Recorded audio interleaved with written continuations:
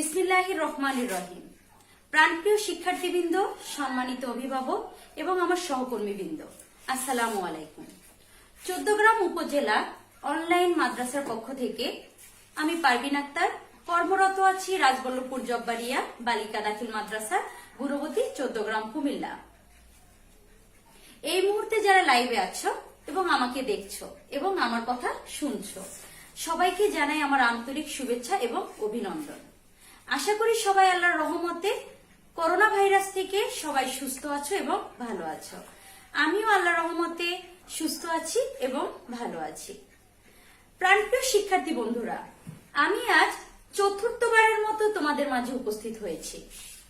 তোমরা নিশ্চয়ই জানো যে আজ আমি তোমাদের অষ্টম শ্রেণীর গণিত বিষয় নিয়ে আলোচনা করব। শিক্ষার্থী বন্ধুরা, আমি তোমাদের অষ্টম শ্রেণীর গণিত বিষয় নিয়ে আলোচনা করার আগে তোমাদের থেকেই জানতে চাইবো আমি আজ কি বিষয় নিয়ে করাতে পারি। শিক্ষার্থী বন্ধুরা, তাহলে চলো আমরা শুরু করি।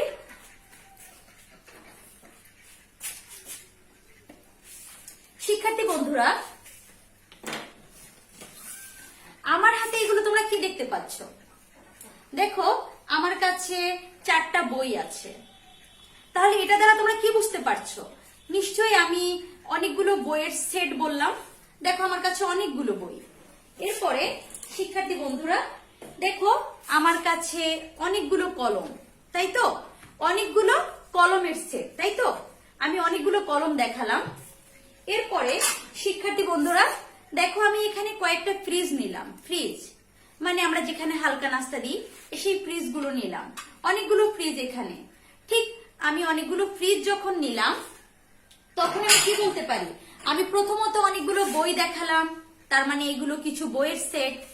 তারপরে আমি কলম দেখালাম, এগুলো নিশ্চয়ই কলমের সেট। এবং আমি কিছু ফ্রিজ দেখালাম, এগুলো নিশ্চয়ই ফ্রিজের সেট। শিক্ষার্থী বন্ধুরা, তোমরা নিশ্চয়ই বুঝতে পেরেছো আজকের পাঠের বিষয় হলো সেট।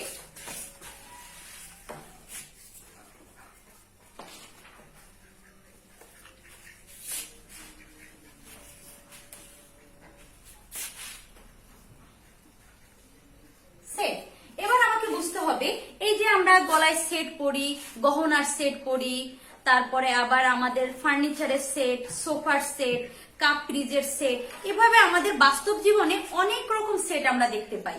প্লেটের সেট, গ্লাসের সেট, এই যে সেট। তাহলে সেটগুলো কেমন?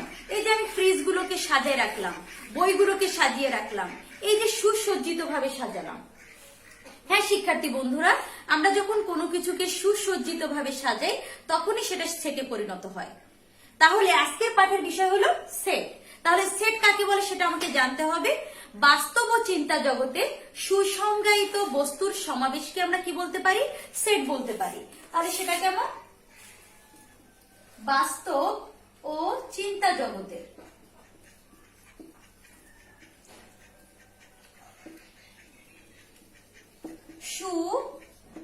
সুসংজ্ঞায়িত বস্তুর সমাবেশকে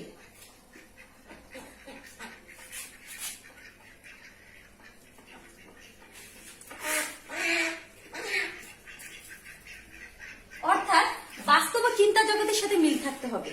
আমরা যখন সেট সম্পর্কে কোনো কথা বলবো, তখন সেটা অবশ্যই বাস্তব ভিত্তিক এবং চিন্তা ভিত্তিক হতে হবে। বাস্তব ও চিন্তা জগতের সুসংজ্ঞায়িত বস্তুর সমাবেশকে আমরা কি বলতে পারি? সেট বলতে পারি। সেটা হতে পারে বইয়ের সেট, কলমের সেট, সেটা খাতার সেট বা বিভিন্ন কিছু হতে পারে। ঠিক আছে? তাহলে এবার শিক্ষার্থী বন্ধুরা, তোমরা নিশ্চয়ই বুঝে গেছো যে আমি কোন অধ্যায় নিয়ে আলোচনা করার কথা বলছি। আমি সেট সম্পর্কে আলোচনা করব।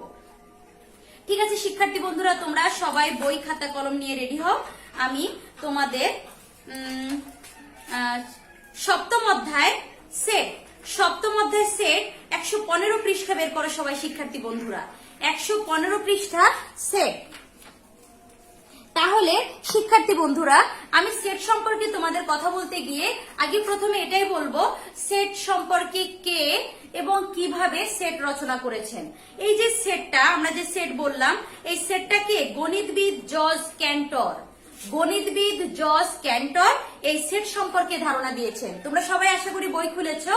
তাহলে কে বলতো? জর্জ ক্যান্টর সেট সম্পর্কে ধারণা দিয়েছেন। তাহলে বাস্তব ও চিন্তা জগতের সুসংজ্ঞায়িত বস্তুর সমাবেশকে আমরা কি বলবো? সেট বলবো। আর সেট সম্পর্কে কে ধারণা দিয়েছেন? জর্জ ক্যান্টর। সবাই বুঝতে পেরেছো? তাহলে এবার আমরা সেট সম্পর্কে পড়বো, মানে আমরা সেটকে কি কি পদ্ধতিতে প্রকাশ করতে পারি। তাহলে শিক্ষার্থী বন্ধুরা, সেট প্রকাশের পদ্ধতি।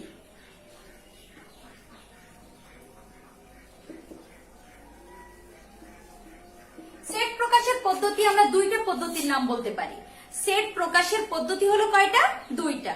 একটা হচ্ছে তালিকা পদ্ধতি আর একটা হচ্ছে সেট গঠন পদ্ধতি।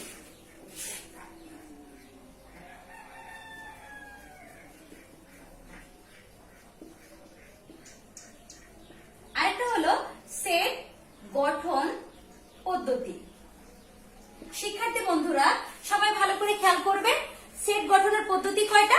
দুইটা। একটা হচ্ছে তালিকা পদ্ধতি আর একটা সেট গঠন পদ্ধতি। এখন তালিকা পদ্ধতি কি? তালিকা পদ্ধতি হচ্ছে যে পদ্ধতিতে কোনো শর্ত ছাড়া সুনির্দিষ্টভাবে উপাদানগুলো সজ্জিত থাকে। সুনির্দিষ্টভাবে উপাদানগুলো সজ্জিত থাকলে সেটাকে আমরা তালিকা পদ্ধতি বলবো। যখন কোনো উপাদান সংখ্যা সুনির্দিষ্টভাবে কোনো শর্ত ছাড়া প্রকাশ থাকবে তখন ওটাকে আমরা কি বলবো? তালিকা পদ্ধতি বলবো। তাহলে সেটা কেমন দেখো, আমি উদাহরণ দিয়ে বোঝাচ্ছি যে তালিকা পদ্ধতি কোনটা। আর আমরা সেটটাকে অবশ্যই সেকেন্ড ব্র্যাকেট দিয়ে প্রকাশ করব। সেট প্রকাশের পদ্ধতি হলো সেকেন্ড ব্র্যাকেট।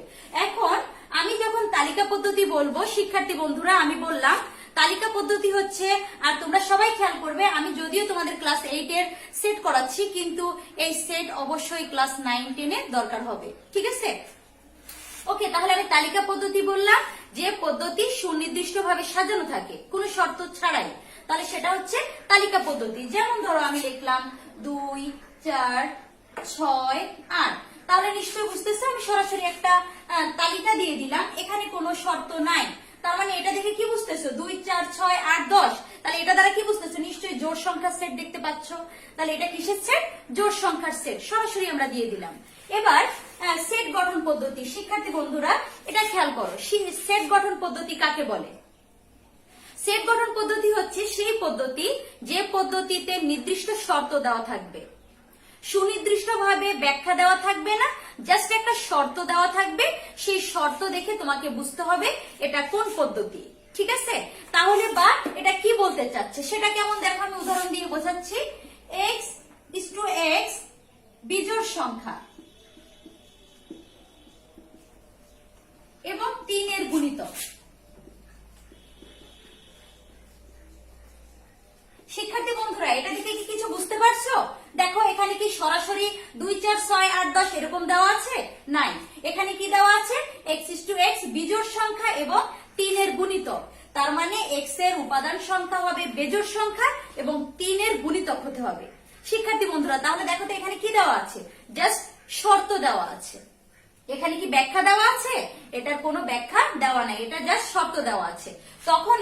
যখনই আমার শর্ত দেওয়া থাকবে সেটা হচ্ছে আমার সেট গঠন পদ্ধতি। আর যখন তোমার কোন সংখ্যা এভাবে সরাসরি দেওয়া থাকবে সেটাকে আমরা বলবো তালিকা পদ্ধতি। শিক্ষার্থী বন্ধুরা তাহলে সেট প্রকাশের পদ্ধতি দুইটা আমরা জানতে পারলাম। তাহলে কি কি? তাহলে সেট প্রকাশের পদ্ধতি হচ্ছে দুইটা, তালিকা পদ্ধতি আর সেট গঠন পদ্ধতি। ওকে শিক্ষার্থী বন্ধুরা, এবার সেটের প্রকারভেদে যাব আমরা। সেট কত প্রকার? তাহলে চলো সেটের প্রকারভেদ।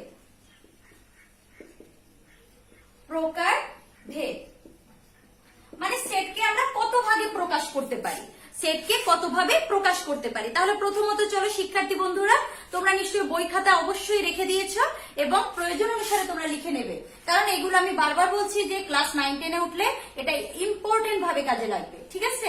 এবার সেটকে আমরা কত ভাবে ভাগ করতে পারি। প্রথমত সসীম সেট, ঠিক আছে? শিক্ষার্থী বন্ধুরা আমি লিখছি দেখো সসীম সেট, এটাকে আমরা ইংলিশে বলতে পারি ফাইনাইট সেট। সসীম সেট অর্থাৎ ফাইনাইট সেট। সসীম সেট মানে কি, কাকে বলে? সসীম সেট হচ্ছে সেই সেট যে সেটকে আমরা যার একটা সীমা আছে বা আমরা যে সেটটাকে মানে কি গণনা করে শেষ করা যায়, যে সেটটাকে গণনা করে শেষ করা যায় সেটাই হচ্ছে সসীম সেট। তার মানে আমি 1 থেকে 100 পর্যন্ত গুনতে চাই, আমি পারবো কি? অবশ্যই আমি পারবো। 1 থেকে 100 পর্যন্ত গোনা কোনো ব্যাপার না।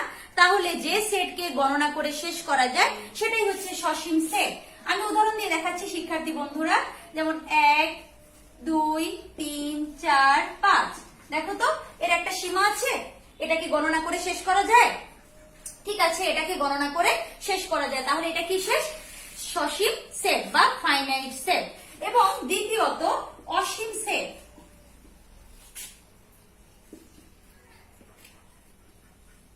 অসীম সেট, অসীম সেট এটার ইংলিশ আমরা বলতে পারি ইনফাইনাইট সেট। ইনফাইনাইট সেট, যে সেটকে গণনা করে শেষ করা যায় না সেটাকে অসীম সেট বলতে পারি। যে সেটকে গণনা করে শেষ করা যাবে না সেটা হচ্ছে আমার অসীম সেট। সেটা কেমন শিক্ষার্থী বন্ধুরা দেখো, যেমন 1 2 3, এরপরে ডট ডট দেওয়া, লাস্টে কিছু নাই, তার মানে অসীম।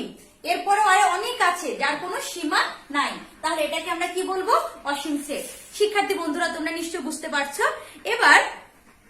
এবার আরেকটা সেট সম্পর্কে আমি বলবো।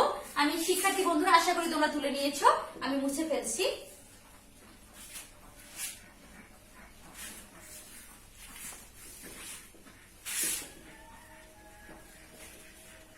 এবার আরেকটা সেটে আমি যাব, সেটা হচ্ছে ফাঁকা সেট।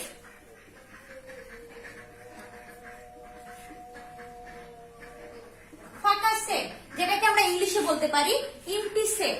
এমটি ফাঁকা, শূন্য, কিছু নাই, তার মানে এমটি সেট, ফাঁকা সেট যার কোনো উপাদান নাই। তাহলে ধরো আমি বলতে পারি a সমান 1 3 5, b সমান 2 4 6। তাহলে এবার আমি বললাম a ক্যাপ b, তাহলে এভাবে যদি বলি তাহলে দেখো তো এই দুইটার মধ্যে কোনো মিল আছে? আমি যদি বলি a আর b এর মধ্যে কি মিল আছে? এ আর বির মধ্যে কোনো কিছু মিল আছে? যেহেতু কোনো কিছু মিল নেই তাহলে উত্তরটা হচ্ছে ফাঁকা সেট। আর ফাঁকা সেটকে ইংলিশে বলা হয় এমটি সেট। তার মানে যে সেটের কোনো উপাদান সংখ্যা নাই তাহলে তাকে আমরা কি বলবো? MT set. তাহলে এটাকে কি বলবো? ফাঁকা সেট বা এমটি সেট। আর ফাঁকা সেট বা এমটি সেটকে কি দ্বারা প্রকাশ করা হয়? আমরা এইভাবে প্রকাশ করতে পারি অথবা এইভাবে প্রকাশ করতে পারি। বুঝতে পারছো শিক্ষার্থী বন্ধুরা? আমরা ফাঁকা সেট বা এমটি সেটকে এই দুইটা পদ্ধতিতে প্রকাশ করতে পারি। ওকে, এবার আমরা আসবো ভেন চিত্রে। ভেন চিত্রটা আবার কি? ভেন চিত্র হচ্ছে জন ভেন নামের একজন গণিতবিদ একটা চিত্র দ্বারা সেট গঠন করে থাকেন, সেই চিত্রটাকে ভেন চিত্র বলে। জন ভেন নামের একজন গণিতবিদ এই সেট গঠন করেছেন কিছু চিত্রের দ্বারা, সেই চিত্রই হচ্ছে ভেন চিত্র। আর ভেন চিত্রকে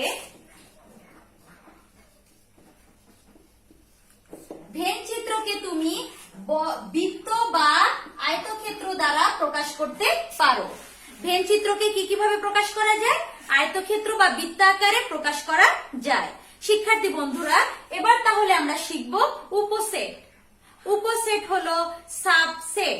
উপসেট হলো, দেখো এবার আসবো আমরা উপসেট। উপসেটের ইংরেজি হলো সাবসেট। উপসেটের ইংরেজি হলো সাবসেট। তাহলে সাবসেট কাকে বলে? ধরো আমি বললাম যে একটা সেটের মান অন্য আরেকটা সেটের মধ্যে যদি বিদ্যমান থাকে সেটাই হচ্ছে সাবসেট। তাহলে সাবসেট হচ্ছে কি? ধরো আমি এরকম বললাম a সমান 1 2, ঠিক আছে? 1 2 বললাম। এবার আমি বললাম এই সেটের উপসেট গুলো নির্ণয় করো। তার মানে এই দুইটা দিয়ে কয়টা নির্ণয় করা যায়? এই দুইটার মধ্যে কি কি আছে? এ মানে হলো 1 আর 2 বা 1 2। এবার এই 1 2 এর মধ্যে আর কি কি উপসেট আছে? আর কি কি আছে 1 আর 2 এর মধ্যে? আর কি কি আছে? সেটাই হচ্ছে উপসেট। সেটা কেমন? এটার মধ্যে কি কি আছে? প্রথমত কিছু নেই মানে ফাঁকা সেট আছে, এরপরে 1 আছে, এরপরে 2 আছে, এরপরে একসাথে 1 2 আছে, ঠিক আছে? এটাকেই বলে সাবসেট বা উপসেট। তার মানে এ সমান যদি এই দুইটা হয় তাহলে এর উপাদান সংখ্যা 2টা।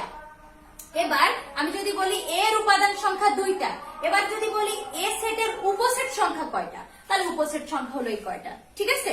তার মানে এ সেটের উপাদানের মধ্যে কয়টা মান বিদ্যমান আছে সেটাই হচ্ছে উপসেট। শিক্ষার্থী বন্ধুরা তাহলে আমি উপসেট বা সাবসেট তোমাদের বুঝাতে পারলাম। এবার আমরা শিখতে পারি তোমার সংযোগ সেট, ঠিক আছে? আরেকটা বিষয় হলো সংযোগ সেট।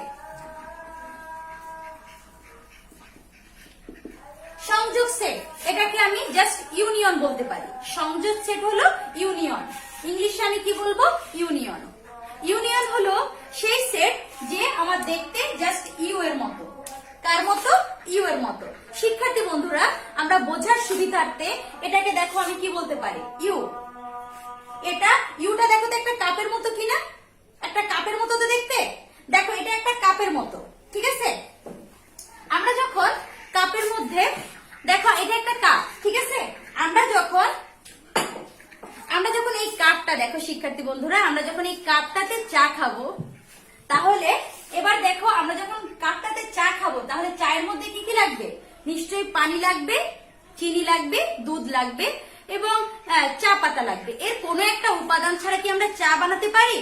এর যদি কোনো একটা উপাদানটাকে আমরা যদি বাদ দিই, তাহলে পরিপূর্ণ অর্থে চা হবে না। সুতরাং শিক্ষার্থী বন্ধুরা, দেখো এটা একটা কাপের মতো। সুতরাং আমরা সংযোগ সেটের কোনো অঙ্ক যখন করব, তখন এটাকে কাপের সাথে তুলনা করব। আর কাপ মানে হলো, যখন ওই যে বললাম চা বানাতে সব উপাদান লাগে, এর জন্য কাপ মানে আমরা এটাকে ইউনিয়ন না বলে আমরা কাপ বলবো। আর কাপ মানে বলবো সব, সব মানে বলবো লসাগু, যাতে আমাদের ভুলে না যায়। আমরা বোঝার জন্য সংযোগ সেটটাকে আমরা কি বলবো? কাপ বলবো। আর কাপ মানে বলবো সব, সব মানে বলবো লসাগু। বুঝাইতে পারছি শিক্ষার্থী বন্ধুরা? আমি এখন যদি একটা অঙ্ক দিই তোমাদের, a সমান 1 2 3 আর b সমান 1 3, ওকে? এখন আমি বললাম a কাপ b নির্ণয় করো। তাহলে আমি কাপ মানে, শিক্ষার্থী বন্ধুরা, আমি কি বললাম একটু আগে? কাপ মানে বললাম সব। তাহলে এই দুইটা উপাদানের মধ্যে যা আছে সব নিয়ে নিব। কাপ মানে চা খাওয়ার কাপের মতো, তাই সব নিতে হবে। তাহলে কি কি নিব? 1 2 3, আমি সব নিয়ে নিলাম। বুঝাইতে পেরেছি শিক্ষার্থী বন্ধুরা? এবার চলো আরেকটা জিনিস আছে।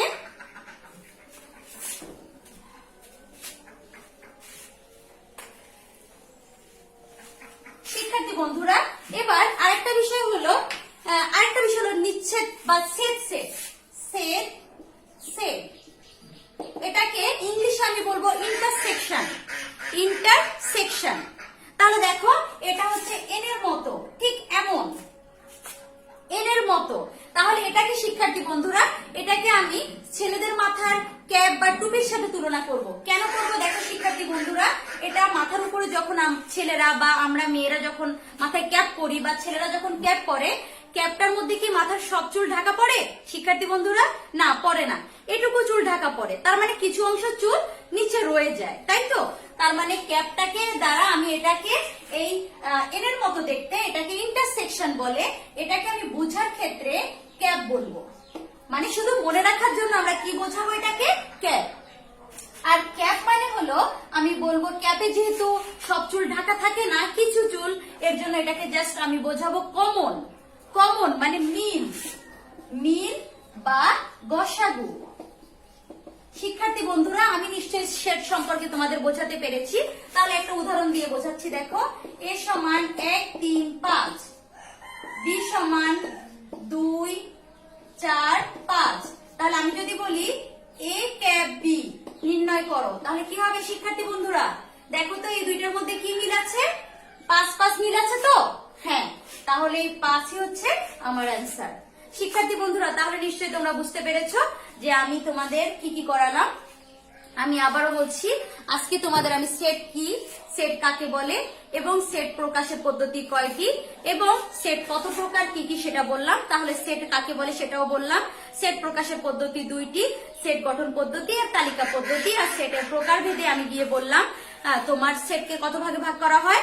প্রথমে আমি বলেছি তোমাদের সসীম সেট, অসীম সেট, তারপরে বললাম ভেন চিত্র, উপসেট, এরপরে বললাম সংযোগ সেট, এরপরে বললাম সেট সেট।